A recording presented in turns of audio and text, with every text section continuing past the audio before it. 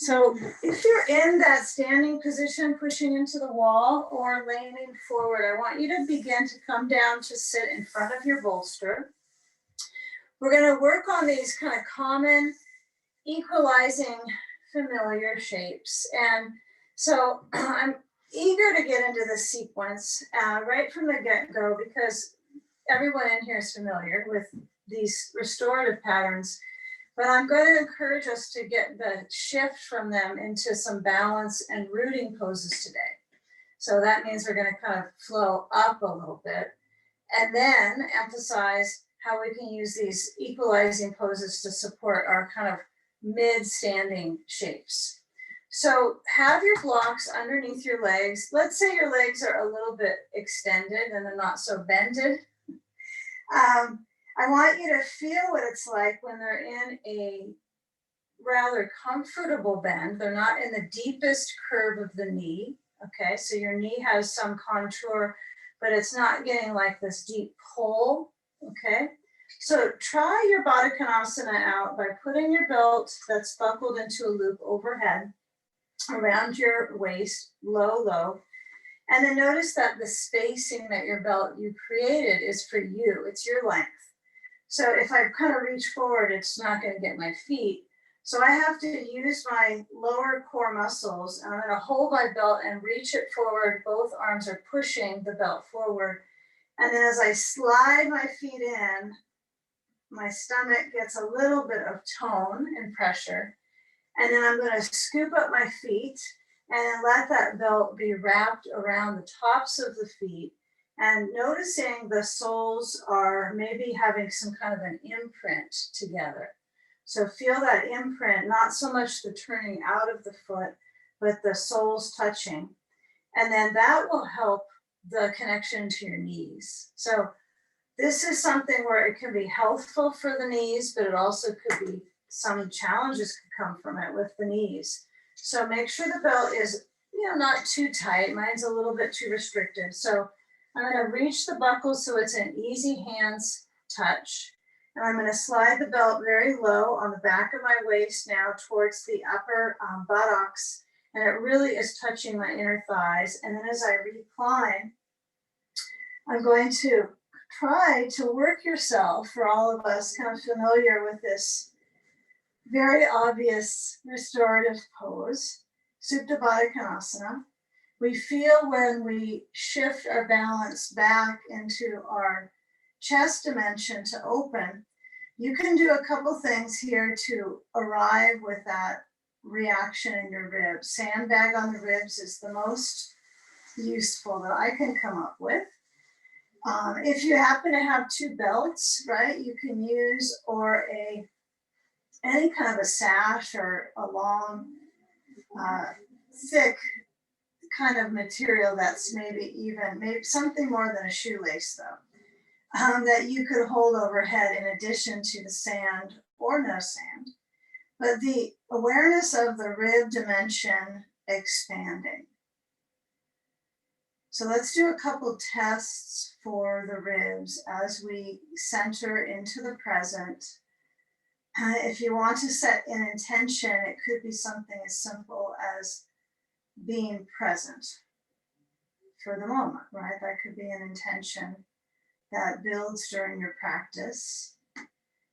And so as I move the arms open, I explore the arms off the floor, explore them behind me up in the air, equalizing the arm circulation and the ribs. And then I encourage you to find a resting place for your upper limbs and feel their connectivity into your shoulders. And the improvements that come with the sand across. So even if you're not used to putting the sand here for this pose, you might notice the circulation that comes from it happens with time. So I support you in letting your eyes relax so that the upcoming pose patterns will be simple enough you could have softening eyes. And occasionally the poses will shift the shapes, so you might be looking to them, but in the very beginning moments, we center on the movement of the breath and feel that weight beginning to introduce some strength to the breathing cycle. So if you truly become present, you will likely notice the inhale filling the lungs, the resistance with the sand, and then on the exhalation, it's very quick because the weight encourages you to descend, right? The core muscles, but the very clever thing that's occurring internally, right, is your diaphragmatic motion is that it moves up towards the heart. So this is why we do quite a few inversions, right? Because it's a strengthening for the breathing muscles. But in this moment, we're working on the rib cage. So if the arms are comfortable to slide out a little farther, feel the distancing effort that you're working on creating in your body. So you have the knees distant, you have the arms, and the elbows and the knees have a similar ease, right? They basically motion outwards in a remarkably even pattern for most of us, even if there's a slight injury. They sometimes can open at that same rate equally on each side, but we might feel the inner thigh tighter on one side, or even more so the pec muscles, the chest, the shoulders. Those connectors, right, are interesting. So be sure your neck is comfortable right now with your blanket. If you don't want one under your head, you can take it away. Noticing where you feel supported, but not pushing into your upper spine. So let's take the arms so that we actually reach them back up off the floor, so you feel like it's kind of this halo motion, right? You're trying to open out the arms like you're drawing this halo around the body. And then we're going to reach both of the hands up overhead, interlace your fingers, and turn the palms inside out, reaching back.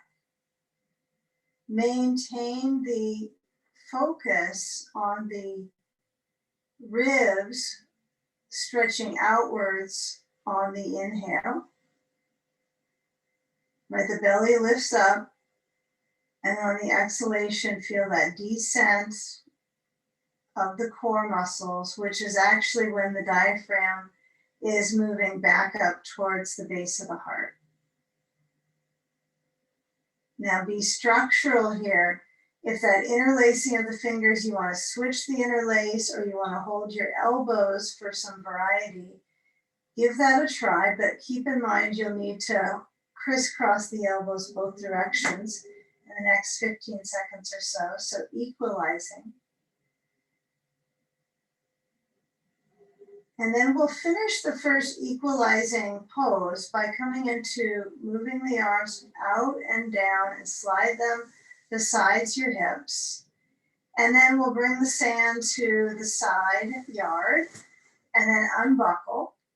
And as we unbuckle, feel that ease in the knees where they can actually either stay stretching out. You could test their flexibility by moving the blocks a little bit farther away completely, or a tiny bit under your knees, and see if there's still symmetry. Likely you want to induce some sensation of reach and possibilities, right? Because there's always the potential that the flexibility will increase to stimulate the flow of lymph right in the adductors.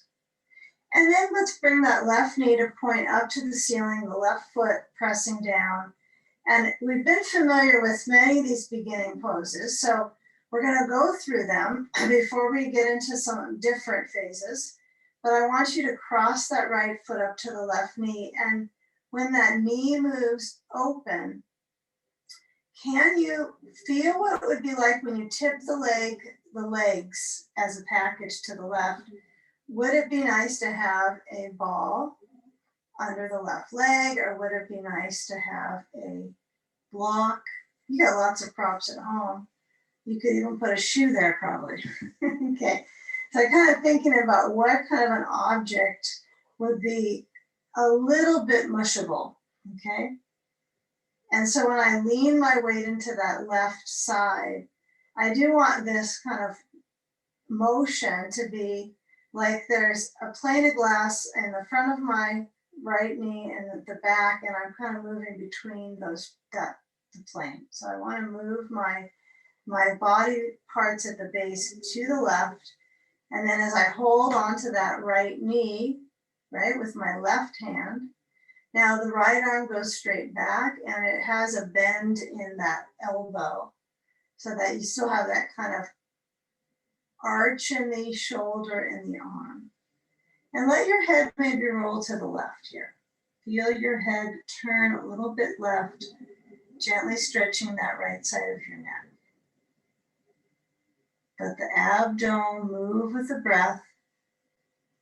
Diaphragm is doing just what it is assigned to do at birth, huh? Continues to go with its assignment of movement. But you can assign the practice of being present and strengthening in those areas, slowing it down and relaxing behind it after the exhale.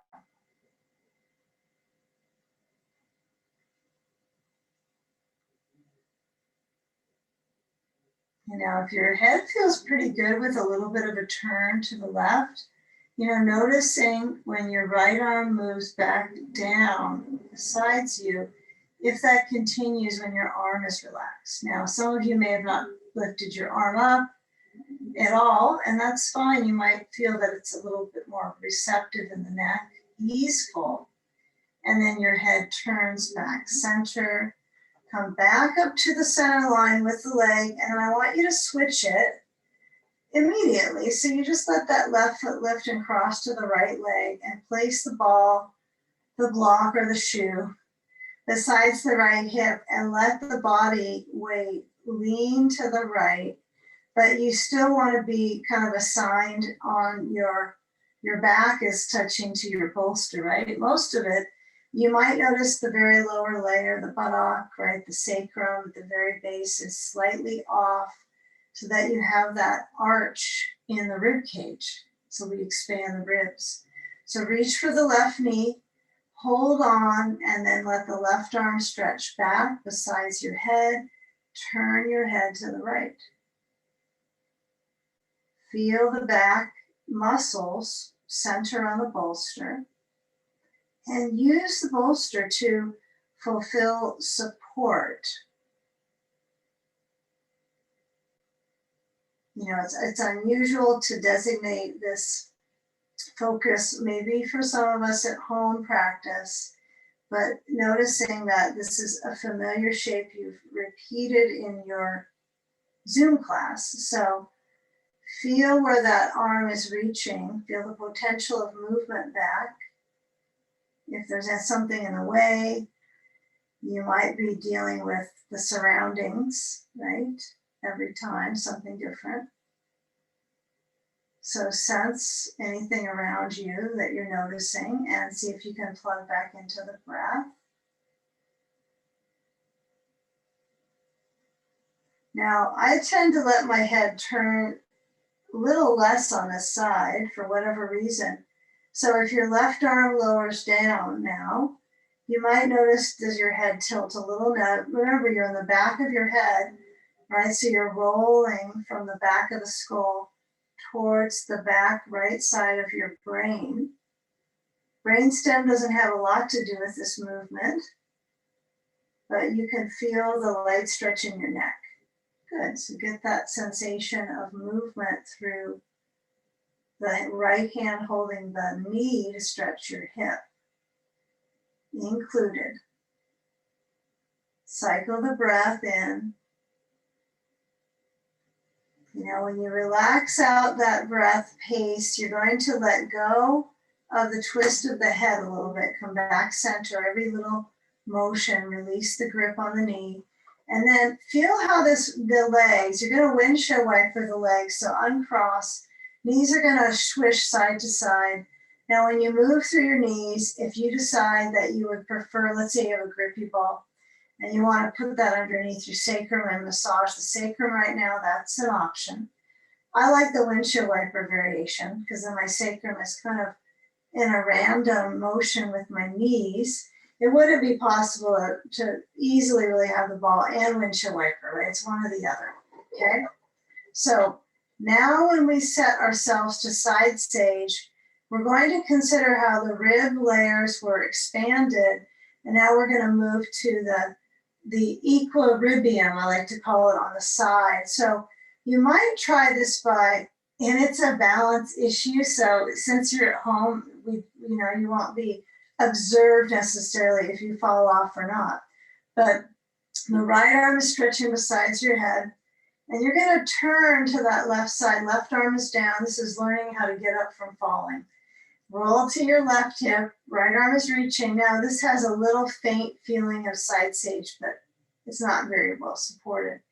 But I want you to feel how the core muscles have to kind of knit together to help you. So use that expansiveness of the knees way down, reaching far away.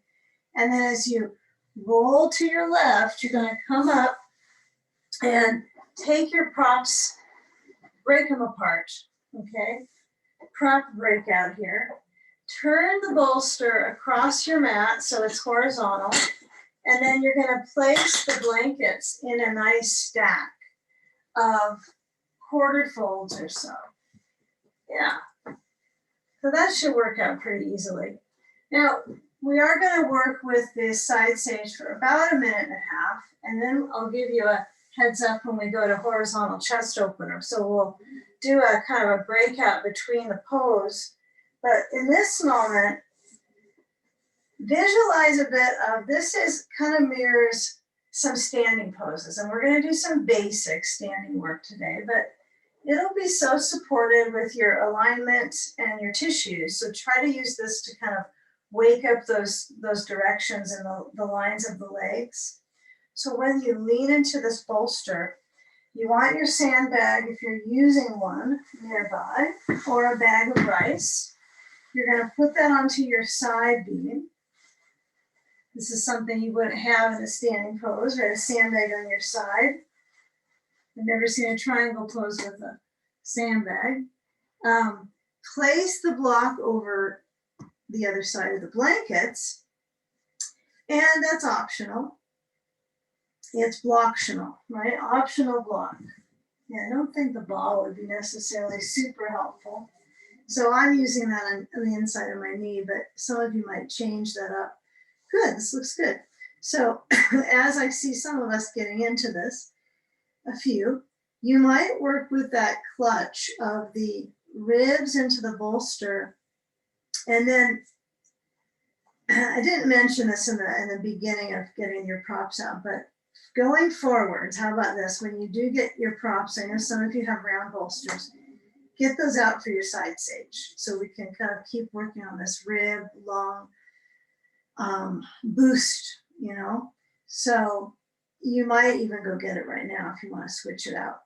But as you're lengthening, can you, and this is for round bolsters only, not the flat, they're going to be just the same. So when you reach with the waist, can you work with that right knee stretching down, and your head really leans into your blankets, doesn't it? So that it doesn't agonize your neck on the right side. So feel that right hand reaching overhead, either to the floor or to the block. If your right shoulder is really PO'd with you for doing this, then what would you do? Your option would be to opt out of that and put your hand to your other hand. This is fine. And it's kind of a nice stretch in your back too. You can also move your right arm and work on the hydration in the tissues, or let it rest on your side, okay? So choices with the next about 45 seconds here, working on that costal expansion and contraction. If you're changing up your props, we'll give you a few more moments. So feeling if you've got something on the inside of that right knee that's an actual object, feel that your body rests into that object, whether it's a block or a ball. Weight of your head relaxes into the blankets. Good.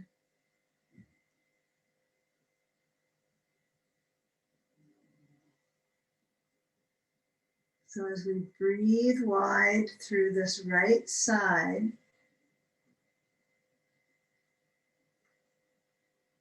noticing if you feel just that felt sense of softening a little bit through these contours.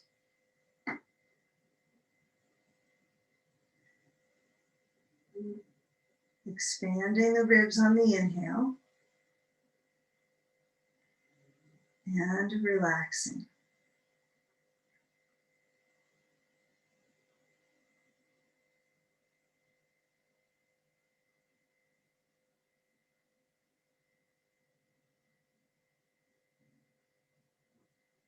Now, as you move into a horizontal chest opener, the left side of the body has a experience of it right now, right? Because that's the side you're leaning into. So when you start to lower your right hand down to your bolster, I want you to move the sand off and then feel if you can trust this. It's a back bend trusting exercise, right? You're doing kind of a drop back here. So you're gonna bring your left knee up and your right knee up and your ball might roll away. I know it might be gone, but you're gonna roll into your back and you're gonna work for a few moments to get that intensity. It's fairly surprisingly challenging to get across this. If you've got a round bolster, it might be a little easier because the flatness is more spatial pressure in one dimension. But when I lower down on my back of my head is on the blankets now, it's a back bend and it's quite the arch. The reason why many of us might feel this is more arch, walk your feet closer to your seat so your pelvis might be lightly lifted, is we usually do this with a block under the pelvis. So I make it very simple and easeful. So I want you to feel where that arch is and feel where your arms spread open, the chest, and the weight is down into your feet, okay? So let the weight press down into your feet. Be sure you're in that cross layer chest opening position, right? So my arms are open. Oh, sure, I could put a sandbag across my ribs, but I'm using this as a linking pose. It's going to link into the next sage pose. And funny enough, Sage, the cat, just came in the room. Oh boy. Okay, so the arms are in that space across, right, opening. So what tightens up is the back has to get all this circulatory boost, which doesn't feel necessarily really a happy feeling right now, but it comes later, right after you squeeze and expand and rinse and release the poses. That's how it works. So notice how you can probably roll to the other sage pose when you go from opening the chest into the side. It's almost easier than the other direction. So start to negotiate the turn to the right. If the ball is already down next to your leg, that's pretty nice if it worked out. But when you stretch across, you're going to feel that right side lengthen, and the right arm is between the bolster and the blankets. And then place that sand so it's right up to that left side, okay? So feel where the reach is through the waist, feel where your head is onto the blankets, and then extend. And I hope you still have all your props kind of right where they were before, your block overhead, the elongation opportunity for the left arm, okay? So with the right knee drawing up towards the bolster, I'm quite sure that your ribs, so this whole area is getting a deeply concentrated sensation. It might be restoring, really kind of easeful for some of us. For some, it might feel like it's sensation is building and then centering. So give it a few moments here. Let the arm reach, let the left knee rest onto something, give it some support. And with that encouraging length, you want to continue to feel that left side and the shoulder, armpit, chest open. Okay, so a few more moments. Armpit, chest open.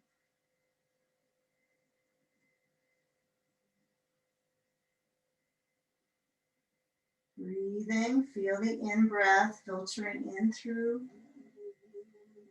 and exhaling out.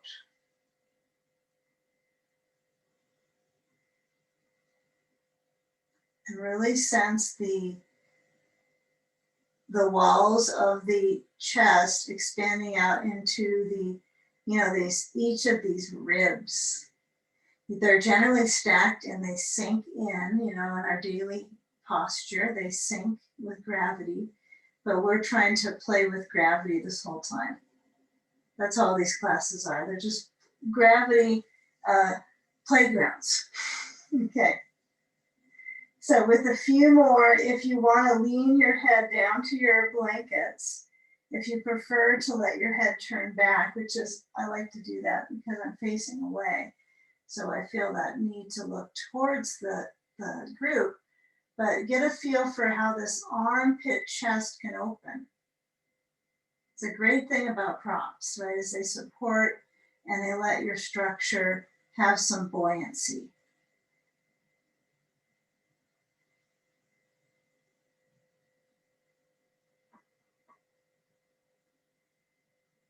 Now, when you feel that twist, it's a twist, it's side stretch, and there's a little bit of twist to come away from the shape. You're gonna let your body feel like it moves over to the right, and then move your sand away from that side. I actually kind of get it so it's distant enough and won't distract you for a little bit of time. And then when you're turning into that bolster, I want you to guide your left knee to the right and then take the bolster away off to the side as well. Okay, so as far as your prop support, what you're going to do is put your, let's see what's the important pieces right now. You're going to put your bolster and blanket to the side. You want your blanket in the middle. And then with that blanket in the center, take a seat and then eventually turn so that you're kneeling to the blanket. And I would put the blanket to a quarter full, that's plenty. But when you have the knees on the blanket, you want to have the blocks so they're stretched out in front. Let's do this with the blocks so we have a little bit of awareness in our shoulders because we just had that movement. We're going to put a block right flat on your mat so it's in its low setting and it's wide. And place your elbows so they're on the floor and the hands on the sides of the block. So you have a reach of your seat back, your toes under, and you're actually trying to squeeze into that block. So I want you to give your muscles some power of pushing into the block, squeezing, and then shrug your shoulders and then press them back and let your body, your hips lean back actually. So lean your hips back and if maybe your forehead can touch down. Okay, so start to bring the balance into your shoulder muscles here. Okay, now we're going to come forward and your hands are going to flatten down and frame the block. So my elbows are down. I'm going to show it up so you can see how you're holding your block, framing it with your index fingers on the side, your thumbs hooking it to the base.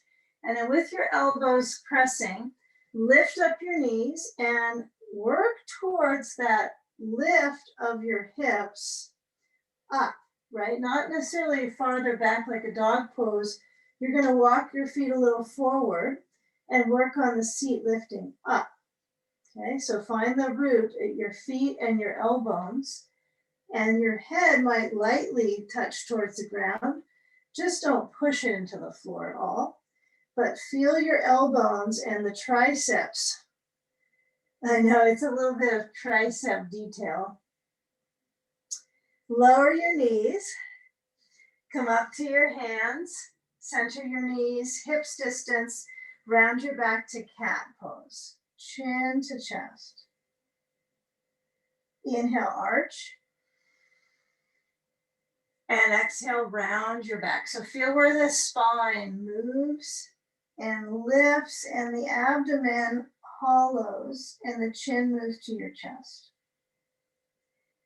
And continue this and begin to give yourself some real free range of movement. So this is going to be individualized. Some of you are going to tip your hips a little bit back towards child's pose, and then increase that range and motion down with the thighs into an up dog. Of course, you can come down the elbows as well.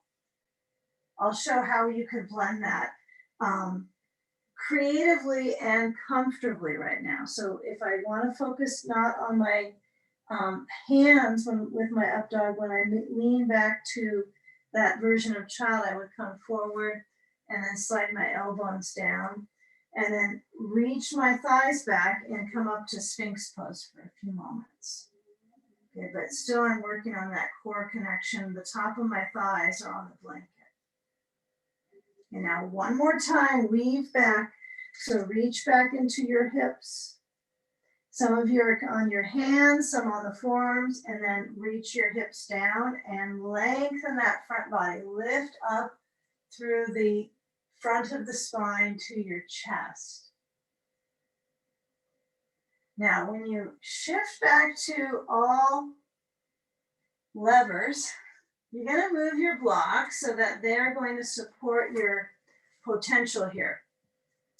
Okay, I want us to do some core work with alternating reaches. So what we're going to do, and your blocks might be something you use and maybe something you don't integrate, but we'll take the knees to touching or the legs closing in and bring the left leg up behind you. Okay, now the back is arching. So if I don't want to be on my hands and I will still want this little bit of lift, I can put my elbows on my blocks, but I certainly would not want the blocks this high because I want to stay steady. I could put my elbows, but it's a balance just to get there, right? It's a little tippy. So my left hip is a little bit rotated out. So my work is on levelizing my left hip to my right, so it's not pushing that foot up and then tipping over. So keep it with the leg lift. Let's keep it simple. And then shift left knee down and bring the right leg back. Now it's really dependent. Some of us, our hands are on the blocks, some on the floor, some of us elbows on the blocks. So feel when that right leg reaches back. And the likelihood that you're a little tipped is just the reality of the structure. But work on this core channel here as if you had some focus of keeping your front of your hip bones balanced here. Okay, no cat pose here. And lower down through that right knee. Now switch it, left leg back, right arm forward. Now this is one where having your hand down would probably be important.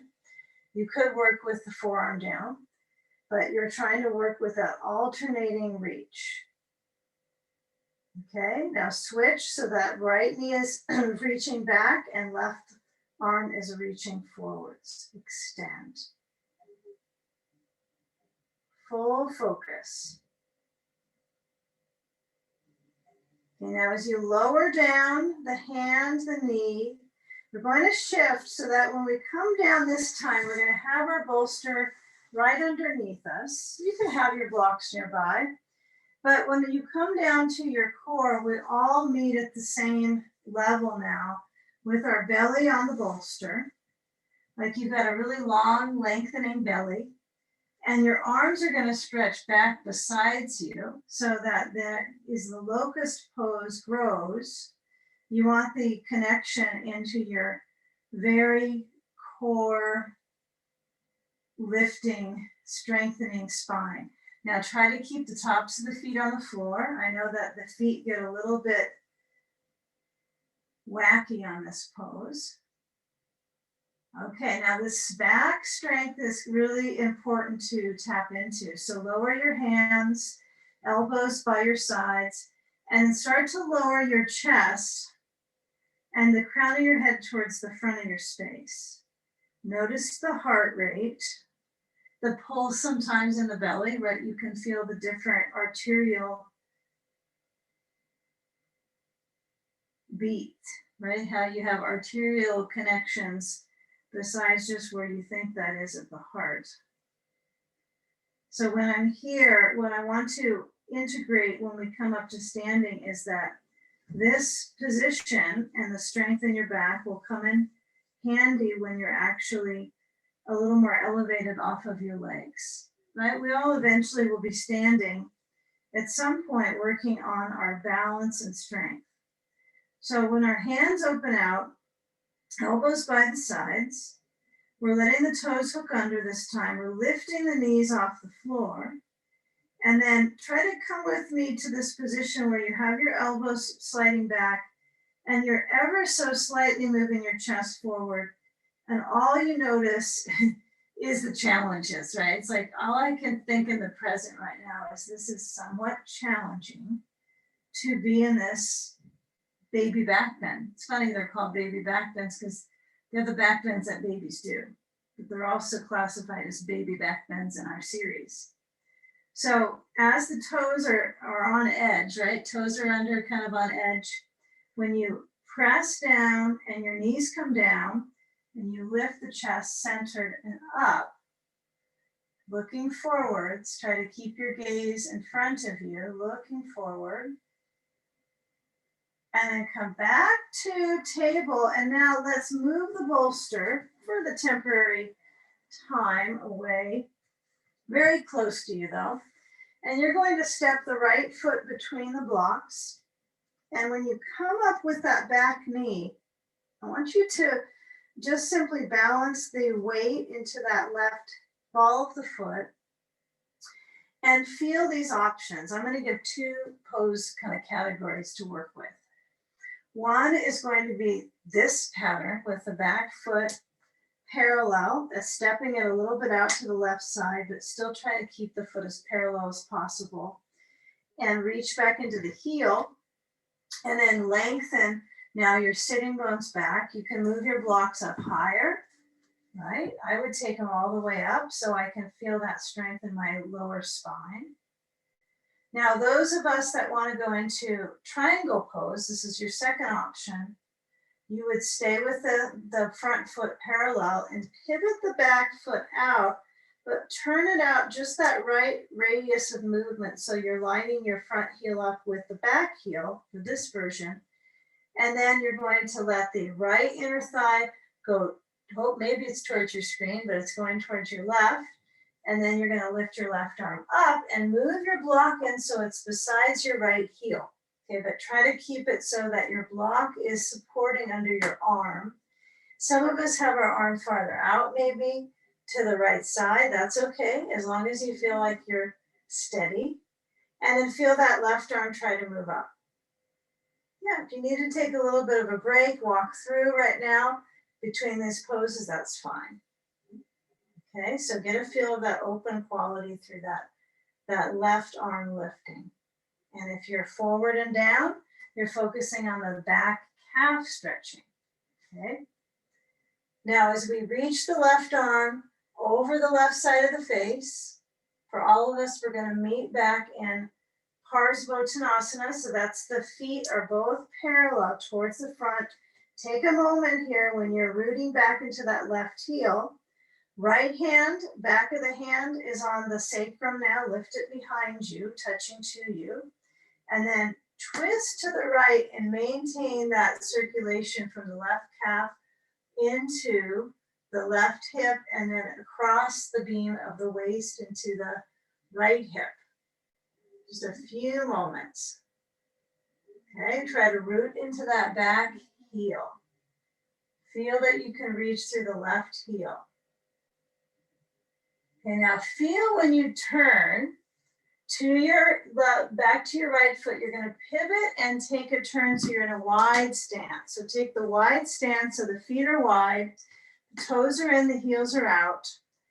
And then we're going to work our way to moving our blocks both in front of us so we're in a wide stance.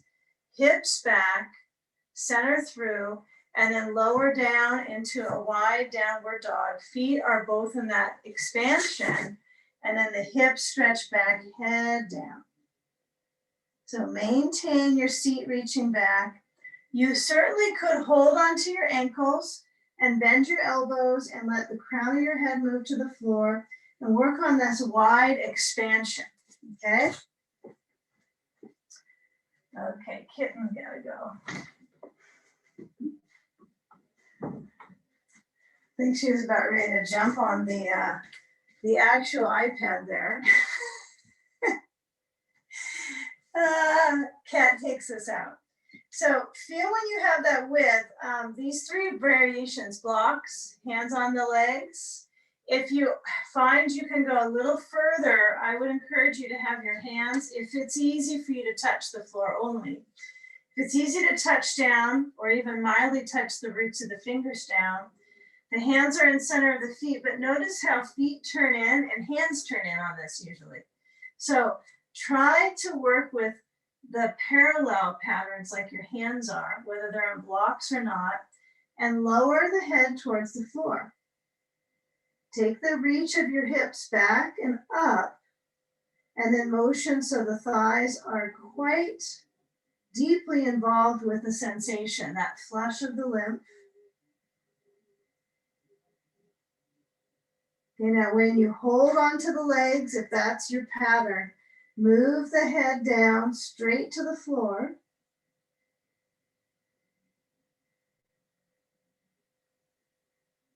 Good, and then maintain that reach into your heels, and then walk onto your blocks so that you have your hands on the blocks, not your feet. Don't walk on top of the blocks. Slide them in, and we're gonna take it so that when I have the blocks now turning back to that right foot, I want you to pivot onto your back heel up, and then step it forwards and place a block between the knees and keep it so the chair pose is very easy for your knees. So it's not that I'm trying to put my seat farther behind me and down. I'm letting it lift up behind me, and I have my block center so it's narrow. Now, I'm finding with knee health, sometimes the block a little wider because it's that actual width of the pelvis does make a little more sense for the sensation around the knees when you bend. So notice, right, you don't have to make it worse or harder for your knees. Your focus is these inner thighs right now. So feel when your arms are reaching, and then maybe come up a little bit to standing a little more upright, and feel the feet spacing themselves and planting down through the roots.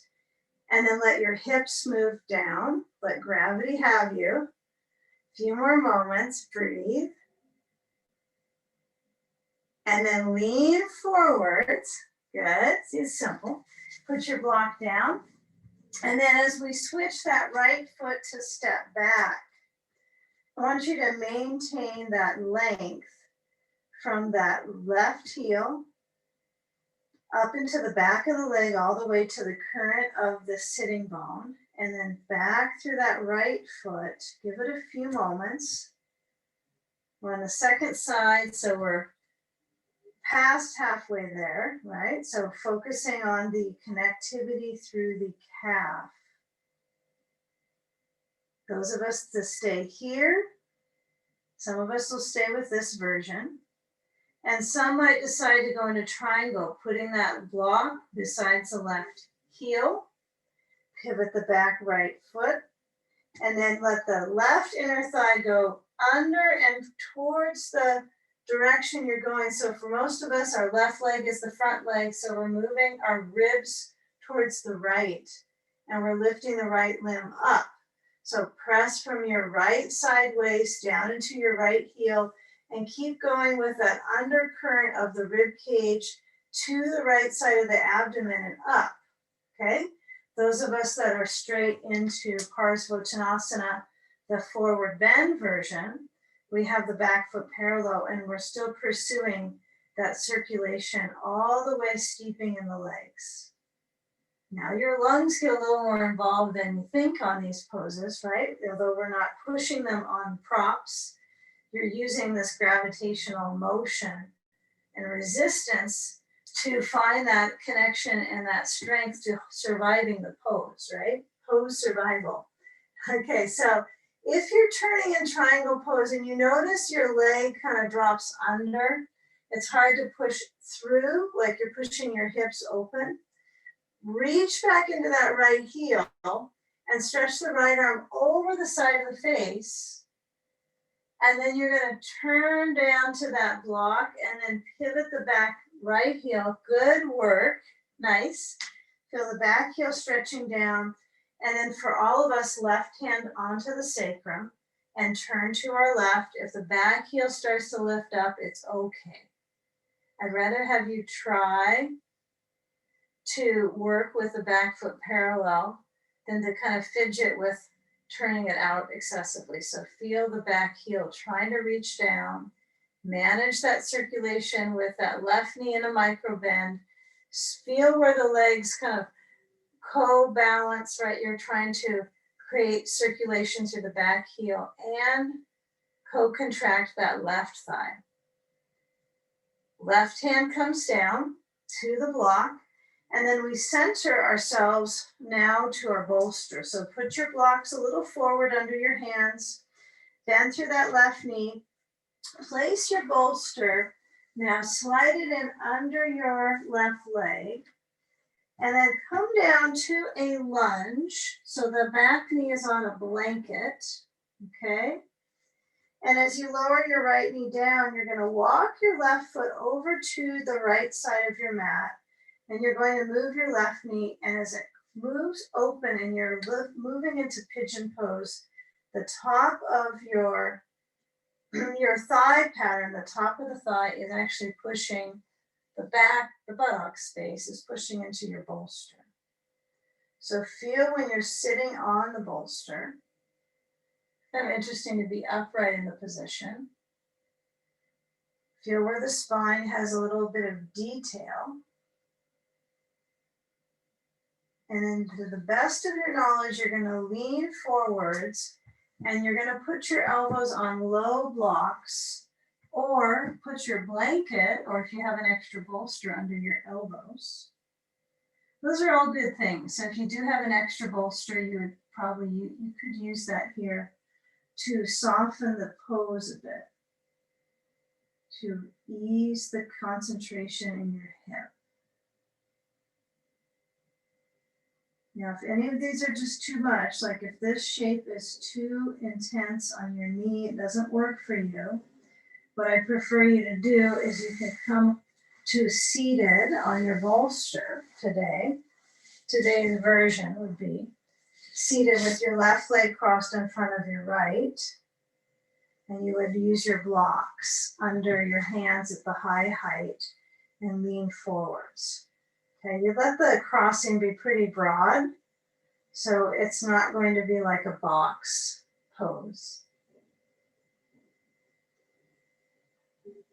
Okay, pigeon in a box. Okay, those of us still in the pigeon version with the right leg stretching back, give it a few more moments. Try to feel where the direction of the arms actually will affect your perspective in your hip. So if you move your blocks to the right or your bolster over to the right side, it will affect your circulation demand in your hip.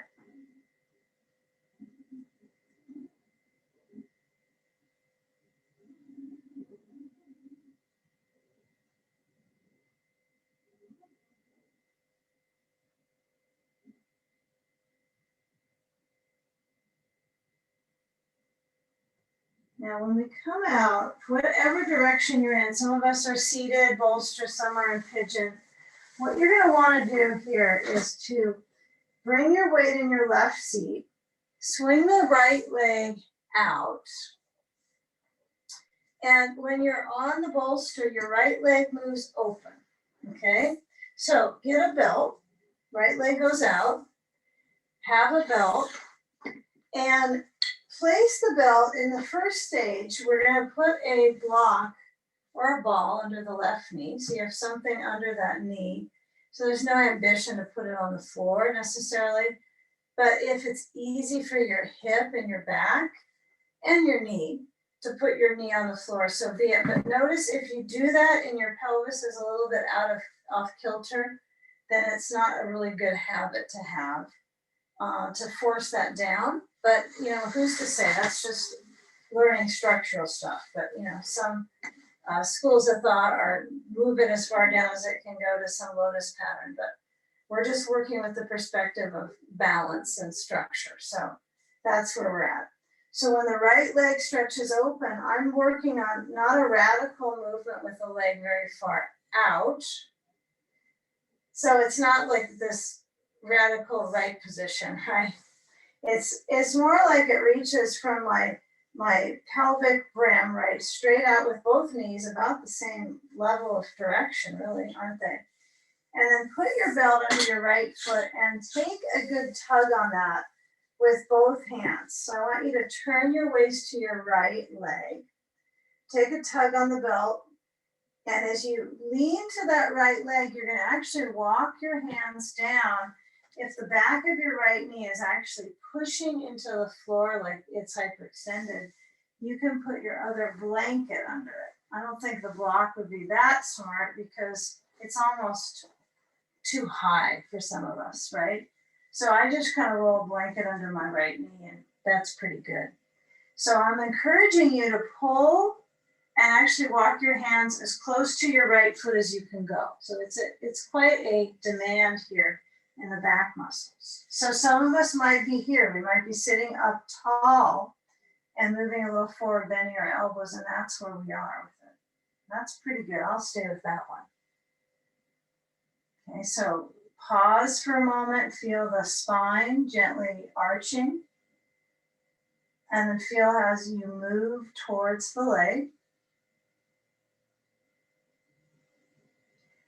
Pull, take the belt together with the right hand holding, and bend your right elbow on the inside of that right knee. We're not trying to damage the knee at all, so you want to kind of touch on the inner side carefully.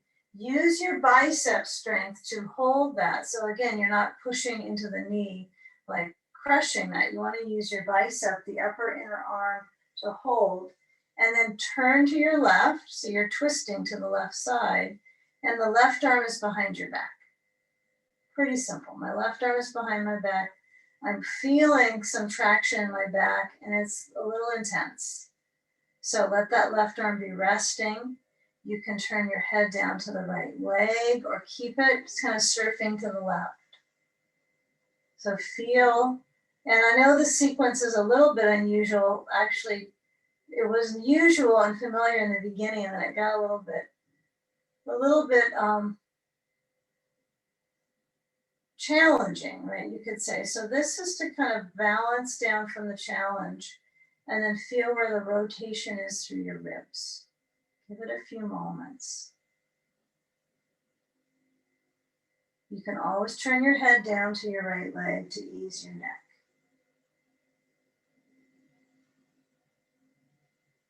Good, so feeling this left side waist.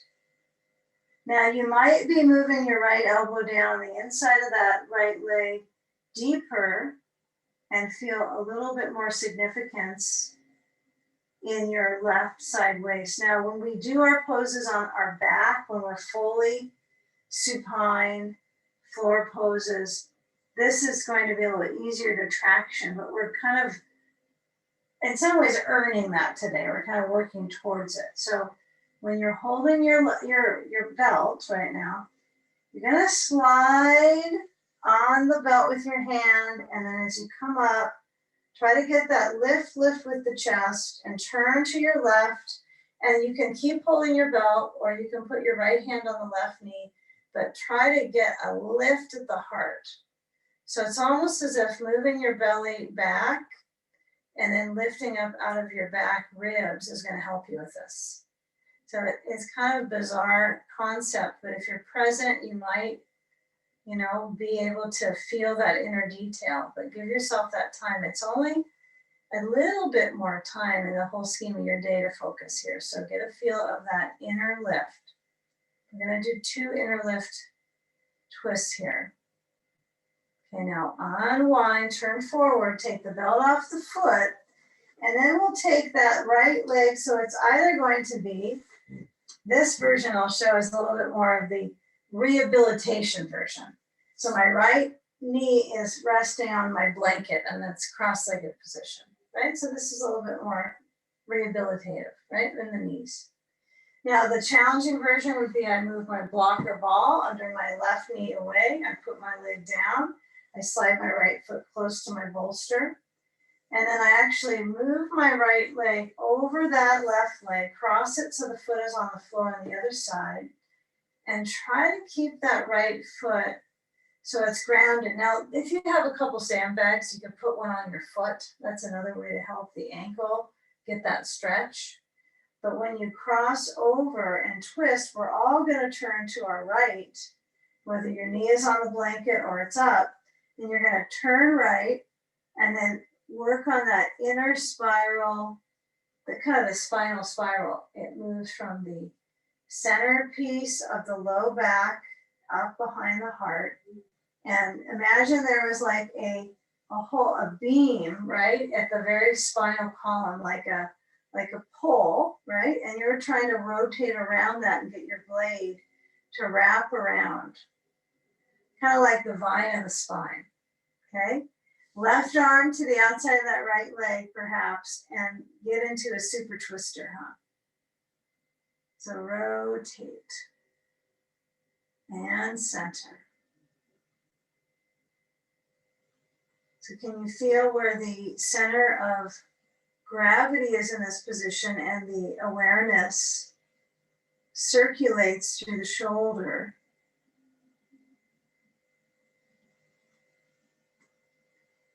Okay, last few moments. If there is a twist and a shoulder feeling, when you unwind, I want you to get a hold of that right leg with your hands, interlace the fingers below the knee, and then work towards sitting up. Now, it seems simple, but feeling that up, feel when you hold onto the knee and the resistance. If you're not with your hands on your knee and your leg is resting onto that blanket, that's okay. You're going to lean forwards. And that way you'll feel your hip, okay? So we're going to go to pigeon on the right leg, okay? So this is that kind of, you can feel the side layer of the leg right now, whether you're leaning forward or you're not, but we're all going to meet on the rehabilitation side. So my knee goes back open to the blanket. And then when I take my left leg to stretch back, I kind of switch it out, switcheroo.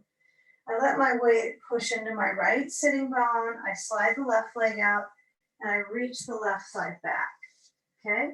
So work to the best that you can. This blanket is not any good now for my knee because it's going to force it to push my, the outer, the meniscus part of the leg, which we're not going to force that out. So we want it to stay intact. So lower down onto your elbows. If you want to use your blanket because you kind of got a hold of it again, you could. You could stack it up and put it under your forehead, make it a little bit more rolled up. You could also move your blanket or blocks to the left side and kind of take a little bit of a walk over with your upper limbs. And then when you get a feel of your elbows down, can you encourage that right sitting bone to sense? And so this is, like I mentioned, it's a balancing series that we're working through from the standing poses to some of these fairly deep seated, and then we'll go to reclining. Sometimes that's all you want is the reclining poses, but we're kind of feeling a sense of these. If this is too much to be leaning into your knee this way, your modification, for those of us that aren't in this pigeon pose, right? We're going to be here, right leg crossed forward of left, right? Just like you were a moment ago, really. And then leaning forward. You can use your blocks under your hands, but your right leg is forward to left. And simple. Keep it simple. Simple cross-legged blocks under your hands. So for those of us that have our head forward and down, or rather balanced with our low back, feel the feature of the roots, right? The feet, the right foot is bunched up to the bolster, and the left leg is extending back. Now, interestingly enough, we're going to move that left leg in a few moments out. So can you feel the top of the back thigh? You might even bend your left knee just even a tad and feel what delivers in your spine when you lift up your left foot. What sensation is delivered? It's probably strength. And in some ways, it's tension into your hip that you're working through. So as you lower down the back foot, we're going to let our weight sink into our right hip. And then when we come around to that right thigh, we move our left leg out. And we kind of have a little bit of idea where we're going, so we can go into this with a little bit of focus. We have our block under our right knee. I'm going to use the blanket under my left knee because I like to have that security for my knee, just in case. And then a sandbag on the top of the right thigh. Good. And then you get a belt. Perfect. So when you bend through your left knee, you place that belt to the foot, and when I push out, the difference from what we've done before right now, it's quite different. You know, we usually will launch into the side reach, but I'm encouraging you to hold on to that belt. I gotta admit, this block hurts under my knee. I'm gonna put the ball. The block has all these edges. So that's what blocks do. Okay, so as you hold on to your belt, keep it in the simplicity. So you're gonna pull to that left leg, and the stream of circulation in the back of the pelvis is massive right now. So it's a lot of threads that are trying to span open. So if you find you're kind of, you know, a little bit impatient with it and you want to get farther to your foot, go farther down the leg. There's nothing stopping you right now. If you want to lower your elbows down to the floor, and you can go that far, but having some limitations might be useful. Working with limitations, like you haven't already this year. Okay, so feel where you pull.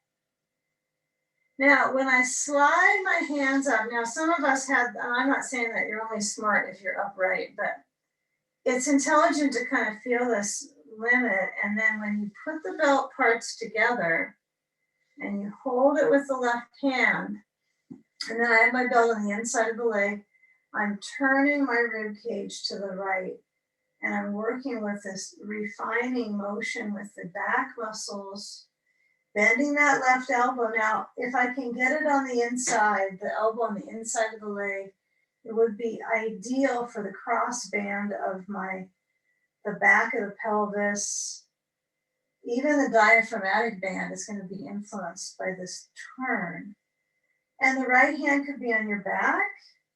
It could be up in the air. You decide. But what's going on with your right sitting bone, right? You're not getting pointed at right now. So, but you know, your right sitting bone might be barely grounded. So you might want to come up a little bit and then get your waist to stretch deeper, and then feel the body turn. Okay, feel a little bit of that turn through the ribs. Breathe. And now keep a hold of that belt for the time being, and then come up with your spine tall. It's not very far, is it? And then when you turn, your right hand can be on the blanket behind you. You could bring your left hand to the right leg. Just get a feel of this rotation. Some of us might decide, no, don't want to do that. I want to hold my belt and turn, or put my belt behind me and hold with the right hand and turn. So there's some options. Just be careful that you're not over stressing your shoulder there. And now feel where the intelligence is in the core lift. Okay, feel that lift. And then come back from that intra-abdominal pressure and slide the left foot in.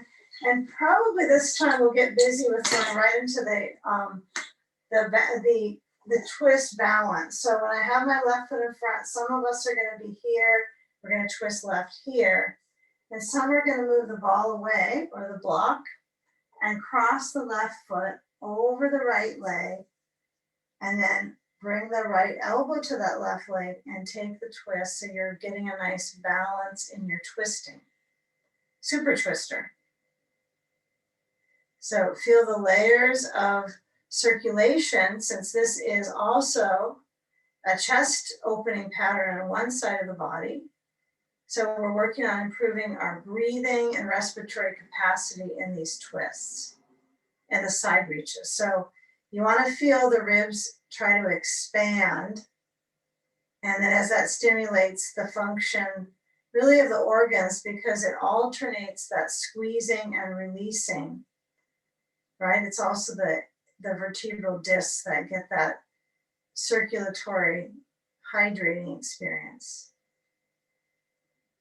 And now as you release the pose, the new fluids, right, they rush in, right, to the organs and to the tissue. So when I come back forward with my left foot in front of the right knee, right now I want you just to let your body lean a little bit. Now this was one option, was our hands were on blocks or the bolster or the floor and you lean. Some of us may have kept the knee up the last side and kind of hugged it in and leaned a little forward. Okay, but we're going to branch into an inversion now. So either way, I want you to get a little bit of a tip forward. So you're leaning front. So the back of the waistline has that motion of forward bend, right? So when we go into upward facing forward bend, this area is going to have a lot of stretch. So take off any sand aids that you have. Take off any blankets, uncross your legs so your feet are in front. Put your blankie off to the side. And then let's come onto our back. So we're going to push our blanket back and find yourself so that when your legs are going up, you want to have as much support for the lumbar spine. So I'll get right into it so we can kind of see where that balance goes for each of us.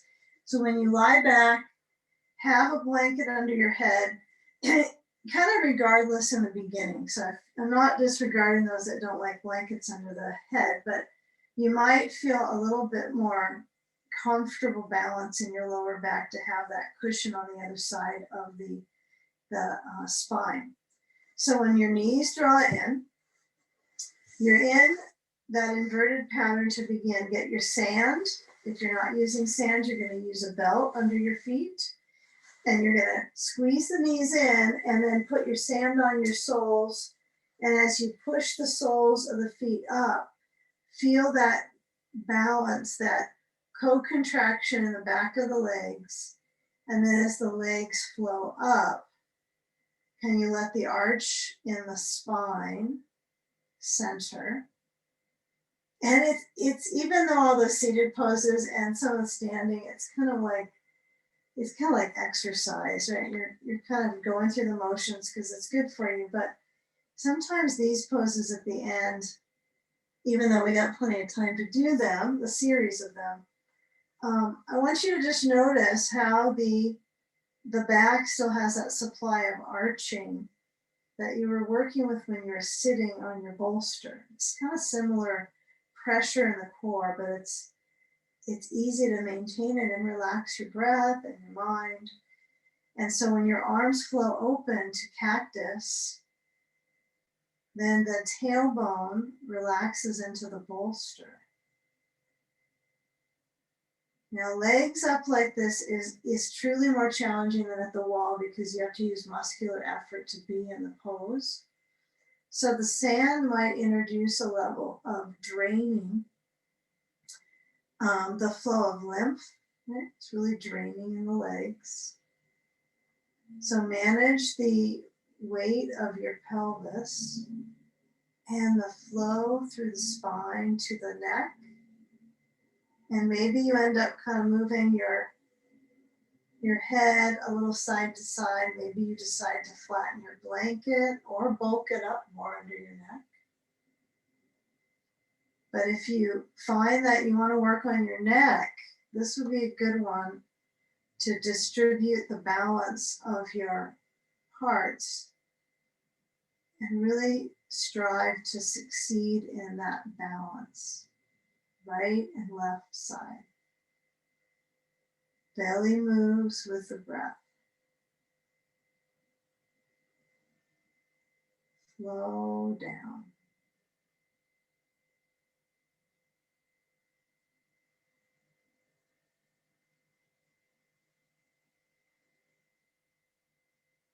As you flex both feet, it makes more sense to do both.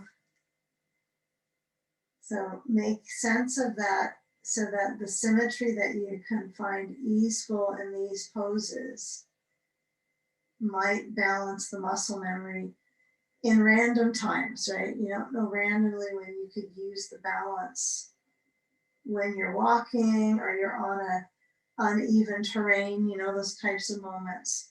This balance will come into some muscle memory. Now, just imagine, let your imagination be with it a little, that your feet could go higher, right? If you had your shoulders under you, you would be able to lift them, like in a bridge pose or shoulder stand. Those are advantage poses to get movement in the pelvis. So, but keep it purely the legs, right? Just the legs. They're lifting. So we're going to go one at a time in a moment, not with your sand on one foot at a time. Sand juggling. Okay, so bend through. And if you're not using sand, this won't be an actual instruction for you. You can kind of let your body just rest into this stretch of the back of the legs.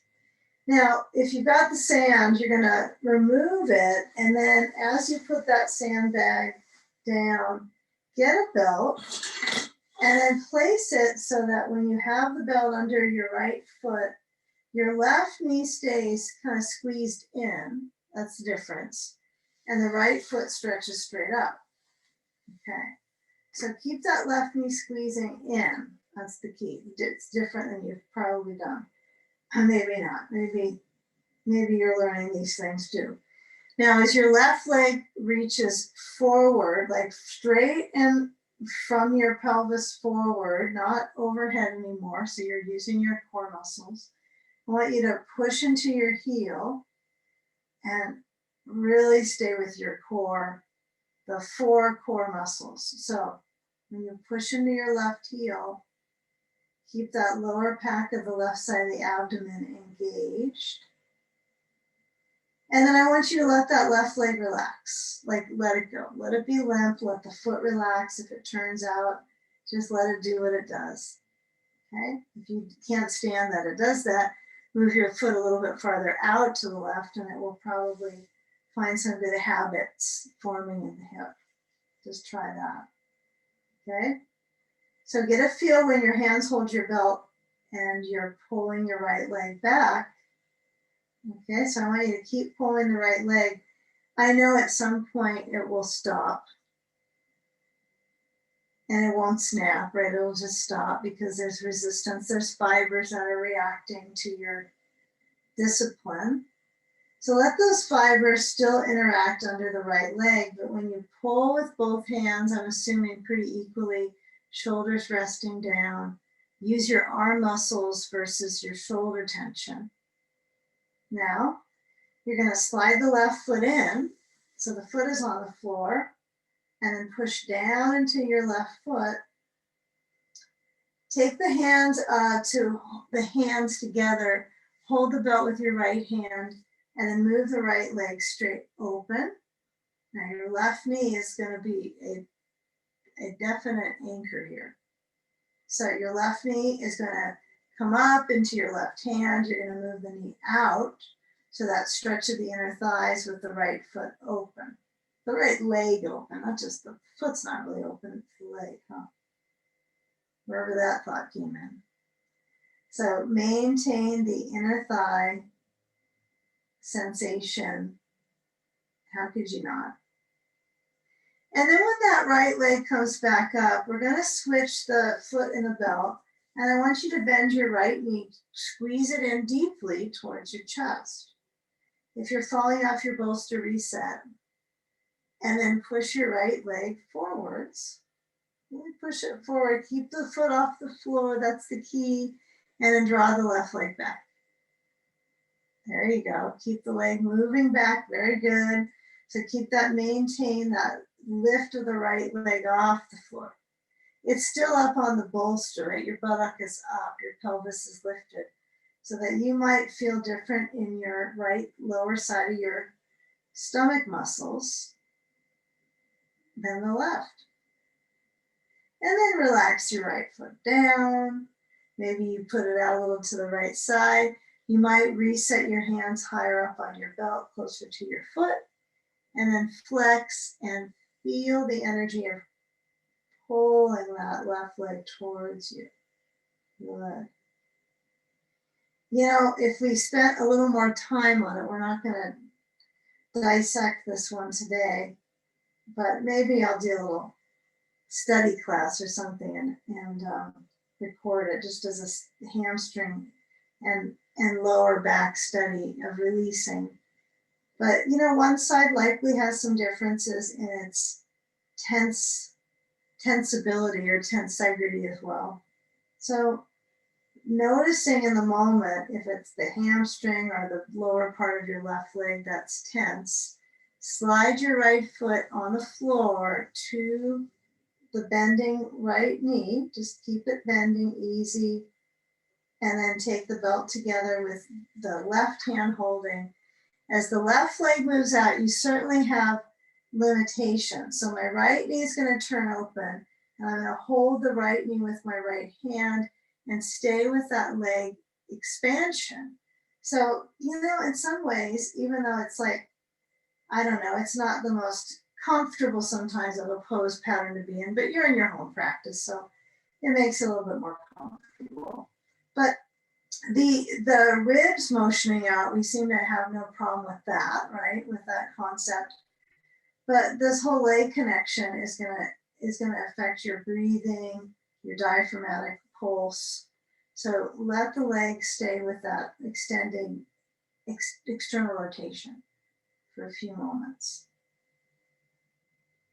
Okay, now feel where the foot is pushing. And then let that right hand relax the grip on the knee, and then let that right foot, as it lowers down, you're going to move the left leg back up. Now this leg is the one we're going to stretch into the hip outer corner.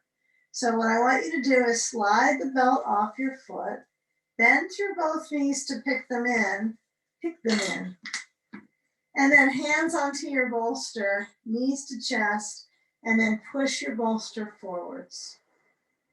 Let your spine completely center down, and then as your knees are bending and the feet are on the bolster, you're going to put your hands palms down, shoulders gently pressing back. Feel the chest open, and then notice when your shoulders press back what happens with your head when it's on a blanket. All right, it's sort of like your upper shoulders don't really have a lot of strength to acquire. So sometimes the blanket makes you have more limitations as well, but some of us really like the comfort of it. So you can keep your blanket, or you could put it back off of your mat, that's okay. And then push into your feet and lift your hips up. Keep it going. I want you to go into drawbridge several times. So let this one be about motion. So alternate lift and lower. Feel how you go slowly. And if the knees feel too much pressure, then your bolster is too close to you, okay? So you can do either push a little forward or you can slide back.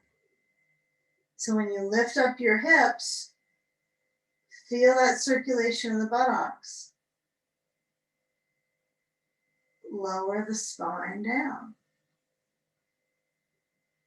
Okay, now this time we're going to push down to our feet, lift up the hips, bring our arms overhead, stretch through the bands of the legs, all the way through the low back, into the back of the pelvis, to the glutes, through the stretch of the arms. And then as the spine leans its way down, keep the balance there. I want you to move your bolster to the right side of your mat. And as you push it over besides your mat, take a moment here where the right leg lengthens and the left leg crosses, so we can move into this outer hip, okay? So if we have the sand probably overhead, you're gonna place that on the exterior part of the left hip. And then if you have a grippy ball or kind of a mid-sized ball, you can place it at your sacrum and then nudge it in. You don't have to use a ball though. And feel where that left arm broadens out the chest. Okay, so open further out with the left arm and then expand through the chest. Good. So feel where the chest turns, feel where the ribs rotate. And if your head turns to the left side, let your eyes relax. The right knee might need to bend a little bit further so that you can get the left hip to cross over. Okay? The arms are wherever they're comfortable. So get a feel for this crossover layer for your hip. Okay? And balance the medley of movement of your neck. So you have your head turned to the left. This would be one where the blanket under your head could be helpful. And then relax the left hand.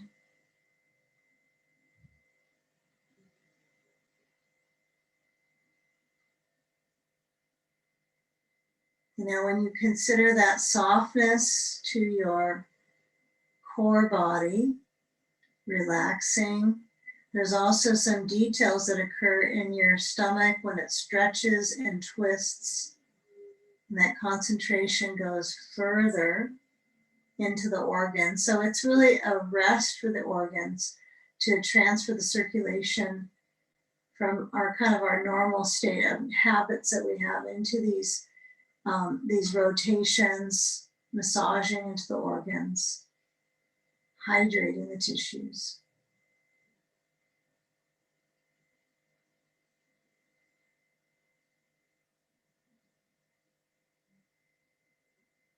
You know, turn your head back to center. Now, removing any of the props on or next to you, you're gonna uncross to that. Put your feet down. I would reach to your ankles for a moment, kind of notice if you can touch to the sides of your feet, and then feel your elbows on the floor, okay? And try to let the arms be straight, palms open, and then let your heels lift up slightly, and then the weight back into your shoulders, upper back, and lift up your hips. Now my heels are gonna lower back down. I'm trying to keep the front of my thigh lids opening, that your hips float up. So there's likely going to be the glutes strengthening here.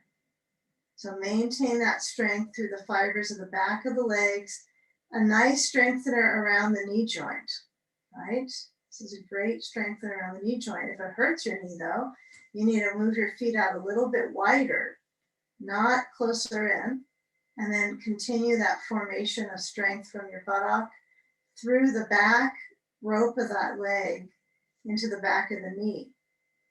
Okay? So as you lift up your heels, that's significant. The heels lift up and then the spine drains down. Okay, let's take one final pose.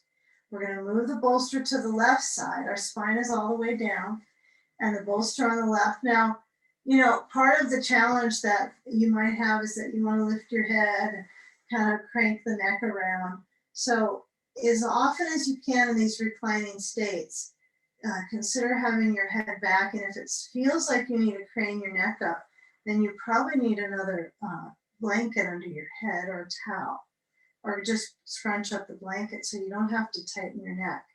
So we're going to cross the right leg to the bolster on the left. And then if we add any of our props, right? I find that the ball has been really helpful for the low back, the sacroiliac. So if you're going to use that ball, add it in. And then as you stretch out your right limb, stretch open, soften the left knee, and create that rotation. You could put your left hand on the lower ribs, very low ribs that are just above the tummy. And then you want to feel those rib cage patterns just slide towards the right. And you can experience the walls of the chest above to span and broaden, and has kind of a rich platform for the lungs to kind of levitate off of. You know, if you could kind of peek inside what's going on as far as the movement ritual and the pose. It's worth doing, you know, even if it's kind of carving the time out. I know that's the big part, is carving the time for some of this familiar work. It's likely a good inner experience. Your brain might have other thoughts, but the brain of your organs may feel good about it. So the head can turn all the way over towards the right. The arms, wherever you want them. Arms could be open. They could be one hand on the ribs, one arm out. Enjoy moving into a still and soft state.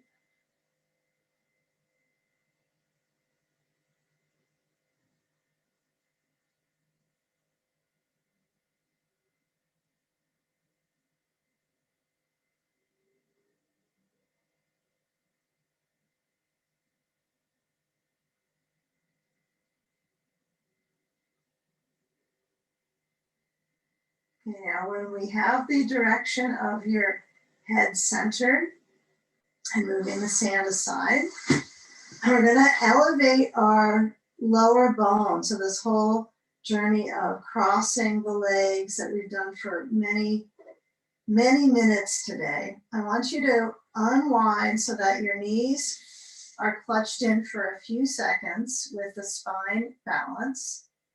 And then if you want to roll up, have a mini core moment, or roll to the side and push up, you choose. But when you come up, I want you to get a feel for your bolster on some height today. So if you're craving getting your legs up the wall, you can do that. You can go ahead and lift your legs up the wall. But if you do that, I encourage you to band the legs with a belt so you don't have muscular effort with them. That's the key right now, not muscular effort in the legs. They've done a lot. So we're going to put our bolster on a couple blocks. This is the height I'm deeming the second tier of the blocks, but you might be able to go higher. Now, I put a blanket on top of the bolster so my legs even go a little bit farther up. And then when I have my legs on top, I'm going to scooch forward. And then if you want to put your sand on your shins, and you trust that balance will come from that, that is a possibility. Or you can lower on your back and put your sand on your belly or your ribs. Now, the key would be that the legs do not have muscular, effort. You're not efforting in the legs right now. You're letting them completely find their ability to drain. Yes, if they're higher up, like at the wall, it would be more inversion for certain. So it's up to you. And even more would be like a chair shoulder stand, but keep in mind that's going to be muscular effort. No matter what, it's going to require some kind of control to get to that holding state. So consider how you could get them up on a couch, on a bed, on a bolster, whatever. If you're close to something that's higher than this, you would probably use that.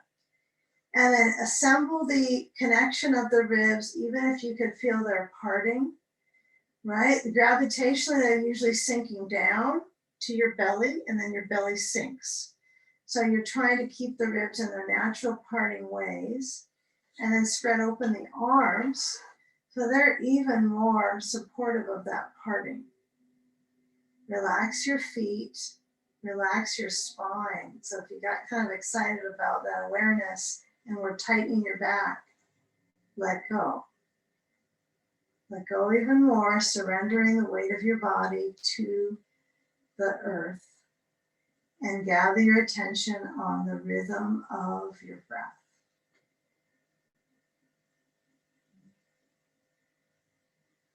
Soaking up the practice.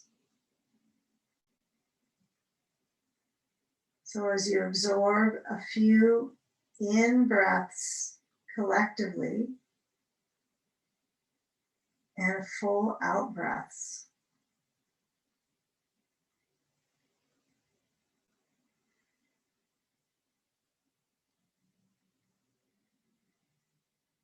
swallow to clear the throat.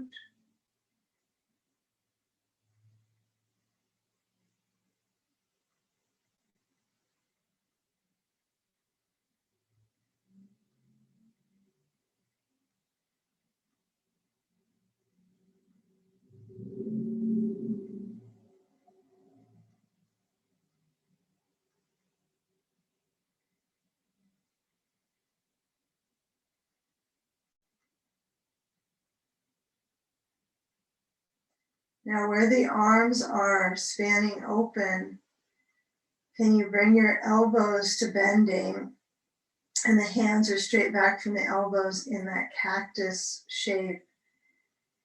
And then cross the right arm straight over the upper chest towards the collarbones and reach with the left hand to the right elbow and stretch that deltoid a little bit.